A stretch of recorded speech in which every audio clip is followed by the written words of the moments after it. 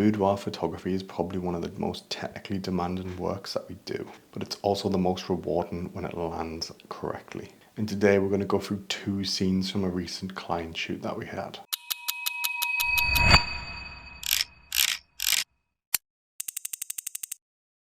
We're going to have two completely different lighting setups, and I'll walk you through exactly how we shot each one. So we used to shoot boudoir quite regularly, but as we grew more into studio photography, it sort of took a bit of a backseat. And now we kind of do around 10 of these a year, which means when we take one on, we have to make it very intentional. And that means the location, the lighting, and the mood is all intentional, and it can't just be a fluke. And for this shoot, we had two scenes that really stood out to me.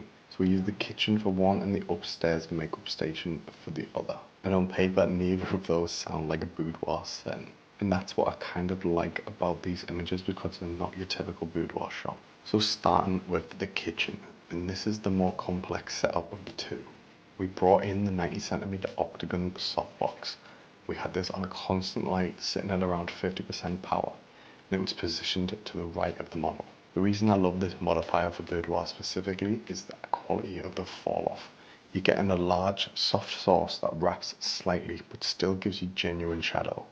It doesn't flatten everything the way a big diffuse panel would. At 50% power in a relatively controlled space, the light is doing the heavy lifting without overpowering the room. The position is everything here. So for me, I work in a triangle. I've got the model, the light source, and my shooting position as those 3 points. Think of it as a little triangle. The light is off to one side and I'm roughly opposite it. What this does is put the shadow side of the model facing me, which gives the image the contrast and depth. It's a moody look, not a flat commercial look, and that's intentional. And the thing that makes this shot work is the fact that there was a massive window behind me, which was working as a fill light. And that's softly lifting the shadow side. It's not filling it completely, just keeping enough detail there that the fall off reads as intentional rather than underexposed.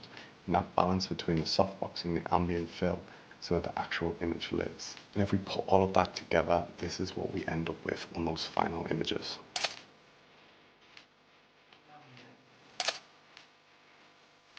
So moving on to the second scene, which is upstairs at the makeup table. And the contrast with the first scene is that there's no artificial light at all, just the window right beside the table. Window light gets talked about like it's simple, but it's only simple if you use it correctly. The same triangle principle applies here. I want the model turned into the light, and I want to be positioned on the side that the shadow falls across the model. And when you get that right with a good north or east facing window on an overcast day, or have a softbox you didn't need to carry upstairs. The makeup station as a location does do something specific. And for this style shoot, it's intimate, it's personal, and it's a space that the subject actually used. That comfort translates into the images in a way that a generic bedroom setup sometimes doesn't.